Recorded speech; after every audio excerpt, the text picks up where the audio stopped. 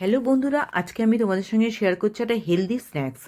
এটার জন্য নিতে হয়েছে দুটো বড় সাইজের আলু, সেটাকে সেদ্ধ করে নিয়েছি। চিকেনটা ব্রেস্ট পিস নিয়ে সেটাকেও সেদ্ধ করে নিয়ে তার থেকে ছিঁড়ে ছিঁড়ে নিয়ে নিয়েছি, 4 টুকরো করে নিয়েছি। আর নিয়েছি ব্রেডগুলোকে আমার কাছে নিয়েছি এটা বাটি, নিয়েছি স্টিলের বাটি। তোমরা যে কোনো গোল জিনিস নিয়ে এরকম করে গোল গোল করে শেপে কেটে নেবে।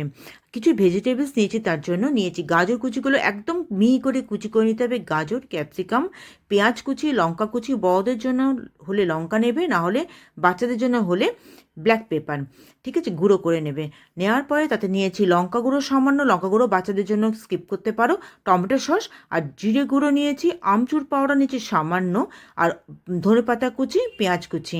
সবগুলোকে নিয়ে ভালো করে মেখে নিয়ে একটা মণ্ড তৈরি করে নিতে হবে। তার থেকে গোল গোল করে নিয়ে দুটো ব্রেডের মাঝখানে নিয়ে এটা স্টাফিংটা রেডি করে নিলাম। আর সেটাকে ডিমের গোলার মধ্যে ডুবিয়ে ভেজে নিতে হবে। তার জন্য ডিমগুলোকে ফেটিয়ে নিতে হবে গোলমরিচ গুঁড়ো আর নুন দিয়ে। ভেজে নিয়ে যদি খুলে যায় তার জন্য টুথপিক দিয়ে এটাকে পিন করে নেবে, ঠিক আছে, প্রত্যেকটাতে, তাতে খুলে যাওয়ার সম্ভাবনা থাকবে না।